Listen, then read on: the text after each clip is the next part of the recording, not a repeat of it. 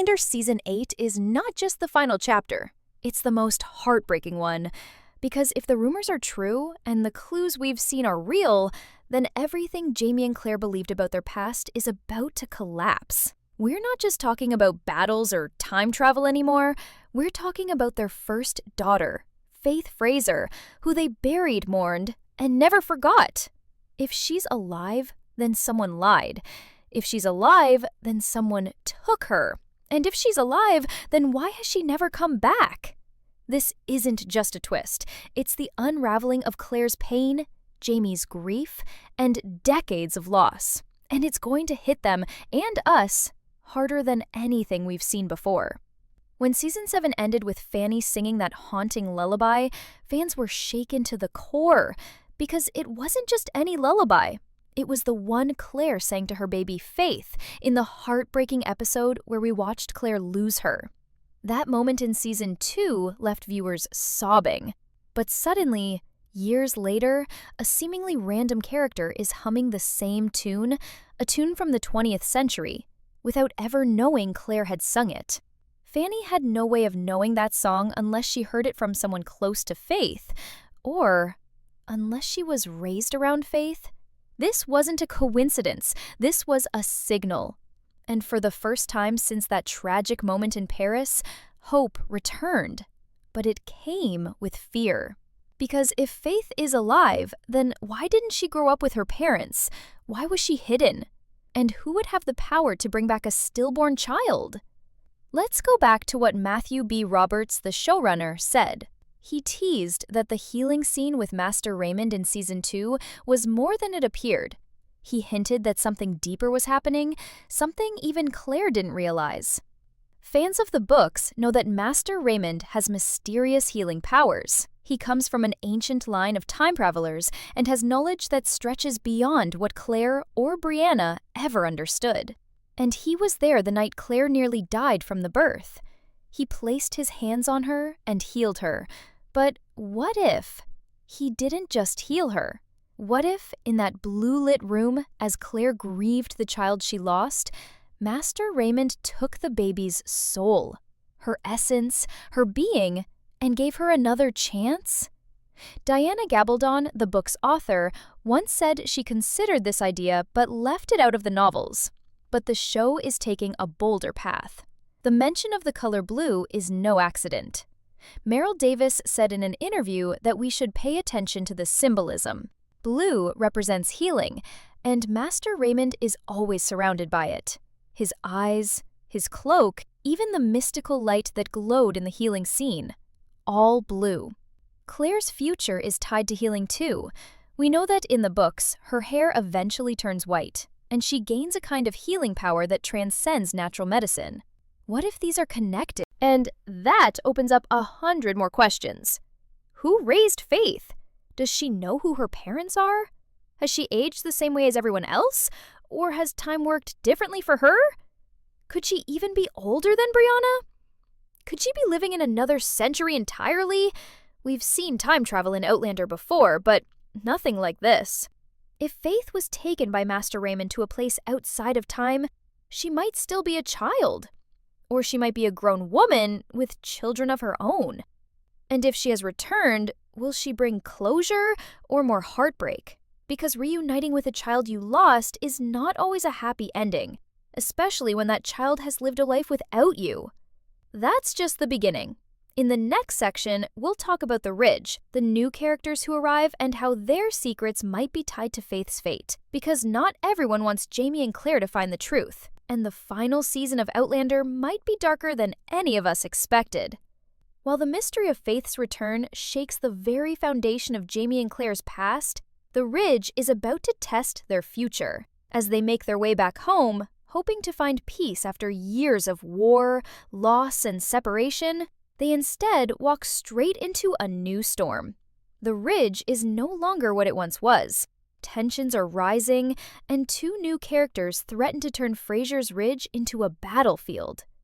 Charles Cunningham, a retired British captain, arrives with his mother Beth, and it doesn't take long to realize that they're not just neighbors. Charles is a man with ambition, resentment, and a dangerous dream. He wants to raise an army right there on the ridge to crush rebel resistance. Jamie, once branded a traitor and hunted like a dog, finds himself face to face with a man who represents everything he's fought against. And this time, it's happening on his land, near his home, and under the roof of people he once called friends. Beth, Charles's mother, might seem softer, more polite, but her presence is equally unsettling. She watches, listens, and waits, like someone gathering pieces to a puzzle we can't yet see. She isn't just someone's mother, she's part of something larger, something that might reach back to the secrets of Master Raymond, and possibly even to Faith. And then comes the arrival of Amaranthus Grey, whose story seems separate at first, but quickly becomes tangled with the bigger mystery. She shows up claiming to be the widow of Benjamin Grey, with a child she insists is his. Her arrival sends ripples through the Grey family, especially William, still reeling from heartbreak. Amaranthus's sudden appearance, her insistence that her child is a Grey, and the lack of proof about Benjamin's death raises suspicions. Is she telling the truth? Or is she hiding something far more dangerous? In the books, Amaranthus has her secrets, but the show had already made changes. What if she's connected to Faith too? What if her child, the one she says belongs to Benjamin, was raised somewhere else, with someone else? Could there be a hidden lineage here? One that traces back to Master Raymond's hidden world? Nothing is simple anymore in Outlander, and the more new faces we meet, the more we realize the past isn't buried, it's waiting. Even Lord John Grey isn't safe. And when Lord John is in danger, you know things are serious. He's been captured, held against his will, and forced into silence. Leaks suggest Jamie and Claire will go on a rescue mission, but Lord John isn't just another person to save. He's family. He's history. He's someone who knows more than he lets on. And if Faith is really alive, and if she's come back through some impossible journey, Lord John may have already met her. He's traveled. He's seen the impact of time's ripples, and he's kept secrets to protect those he loves. Maybe that's why he was taken. Not just because of politics or war, but because he knows something. Something about the child Jamie and Claire lost, something about who took her, something that could change everything. And looming over it all is the question of healing. Claire's power, Master Raymond's abilities, the glowing blue light, the sudden recoveries, the impossible survival. Claire is changing, inside and out. Her hair is whitening, just like the books predicted. Her body, aged by time, seems to resist pain and recover faster. Her instincts are sharper. Her dreams are stranger. She sees things before they happen. It's like something has awakened inside her. And the only one who's ever fully understood this was Master Raymond. He told her once, in his own cryptic way, that she was one of them. A healer, a time traveler, a person meant to walk between worlds. What if Claire's powers aren't finished evolving? What if, in Season 8, we witness her doing the impossible? Not just reviving someone, but connecting to someone across time. Could her bond with Faith be stronger than death? Could she feel her daughter's presence, even before seeing her? The Ridge is supposed to be a homecoming, a return to peace. But what Jamie and Claire walk into is a battlefield of truths, lies, and strangers with hidden motives. Faith's story may begin in Paris, but its ending is tied to the Ridge. And the people gathering there, Charles, Beth, Amaranthus, Lord John, all play a part, not just in how Season 8 unfolds, but in how Jamie and Claire finally face the one truth they never dared to believe, that their daughter never died, that love may have brought her back, and that time was never their enemy. It was always part of the plan. In the next section, we'll explore how the show might finally confront the ghost that's haunted us since Season 1, Jamie's ghost, standing under Claire's window, and why Faith's return might be the key to solving that mystery once and for all. From the very first episode of Outlander, one mystery has lingered quietly in the background, haunting viewers, raising questions, and teasing a future we were never sure we'd see. Jamie's ghost.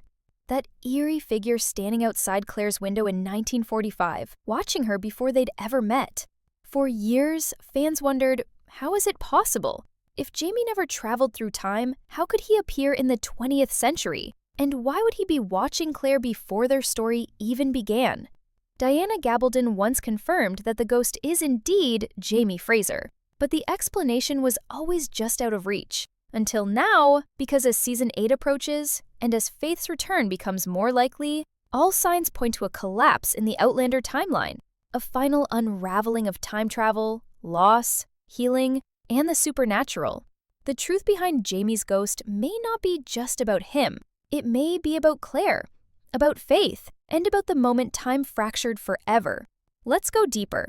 Master Raymond, who many fans believe to be an ancient time traveler, possibly hundreds of years old, has always held the key to the unseen layers of this story. His powers are never fully explained, but he understands healing, energy, and time in ways no one else does. When he healed Claire in Season 2, it wasn't just physical. He touched something deeper, her spirit, her connection to the timeline. That moment could have been when something changed in Claire forever, when her bond with Jamie grew strong enough to transcend time, when her unborn child Faith became tied not to one era, but to all of them.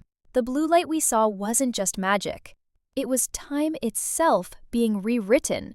And what if Jamie, at the moment of his death, or perhaps in a moment between life and death, was able to reach across time, pulled by that same blue force, to see Claire one last time? That ghost might not be Jamie's soul wandering, it might be Jamie's soul searching for something he lost, someone he never held, his daughter. If Faith was brought back not to the 18th century, but forward, or even beyond, her life might be completely disconnected from Jamie's.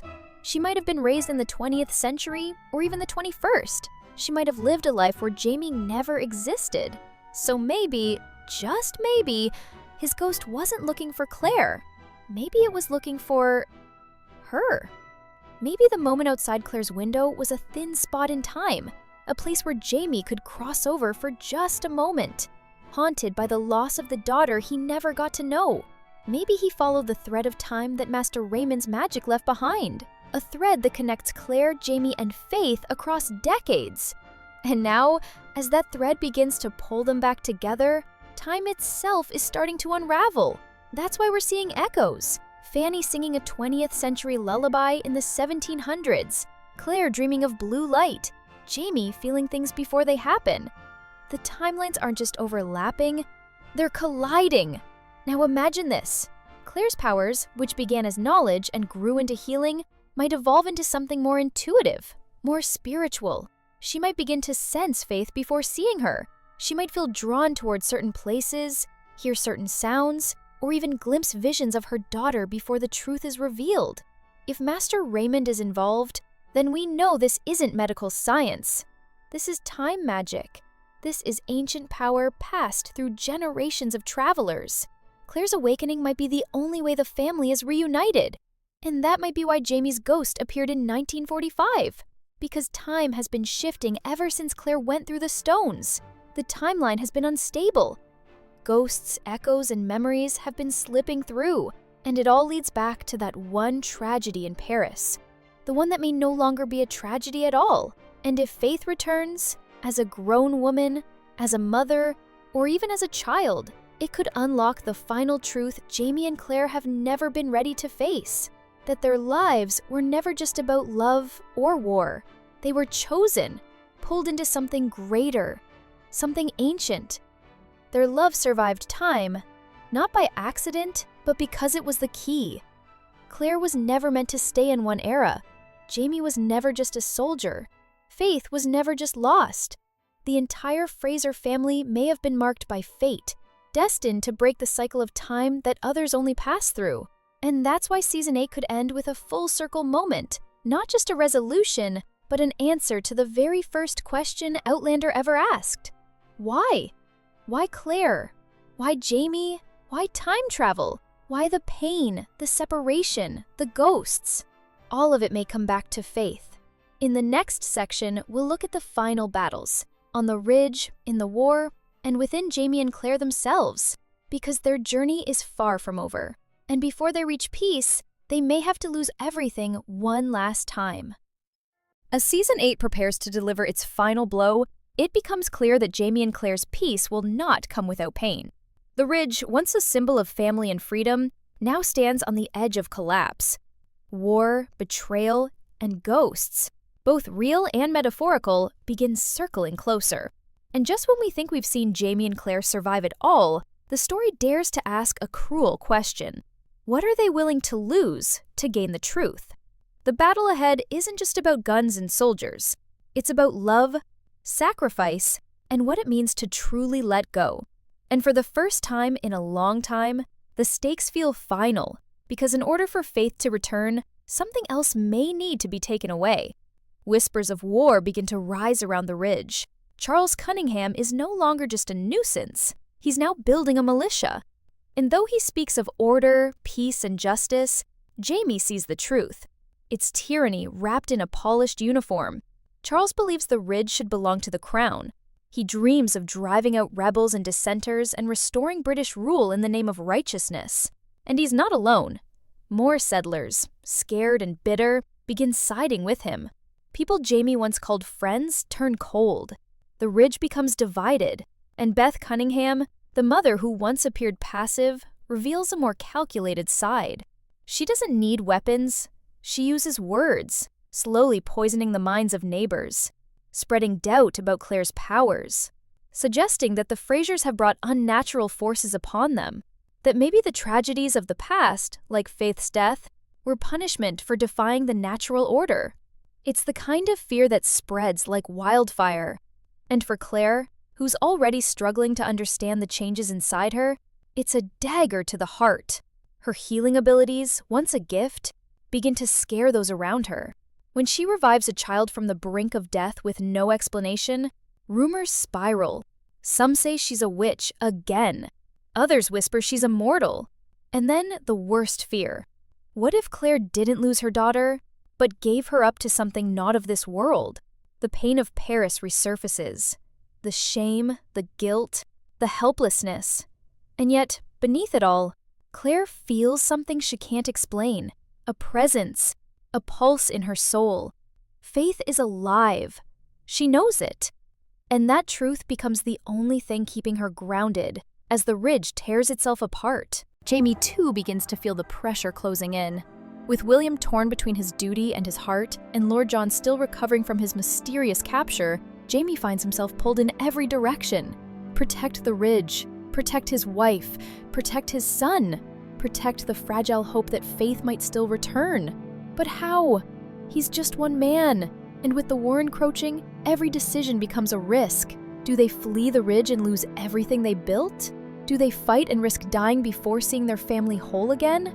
And then comes the prophecy, the one that Master Raymond hinted at long ago, that love, true love, can conquer time, but only once, only at the greatest cost. So Jamie starts to wonder, what if this miracle, the return of their daughter, means that something else must be sacrificed? We know from the books that Claire saves Jamie during a bloody battle using powers she doesn't understand. He's dying, and somehow her touch pulls him back, not just physically, but spiritually. It's as if she rewrites fate itself. And while the show has changed many things, this moment might still happen, because everything has been leading to this. Claire discovering who she really is, not just a time traveler, not just a healer, but someone connected to a force that bends time, death, and destiny. The same force that may have revived Faith may now ask for something in return. And then there's Amaranthus. Her child, said to be a Grey, begins to exhibit strange behavior. Visions, nightmares, memories that don't belong to him, and Claire begins to suspect that this boy is not just Benjamin Gray's son. He may be carrying echoes of something deeper, perhaps even Faith's memories. A reincarnation? A vessel? Or something even stranger? Could Master Raymond have transferred part of Faith's spirit into another body to protect her? And if so, is this child hers? The possibility is terrifying and beautiful. And as the war closes in, Claire and Jamie realize that their final journey won't be just about survival. It will be about unraveling the mystery of what truly happened to their child. Because when you've touched time, when you've bent reality, the consequences are never simple. The Frasers have crossed too many lines, cheated too much fate, and now the past demands payment. In the final section, we'll face what that payment might be, and whether Jamie and Claire can endure one last heartbreak or find peace at last.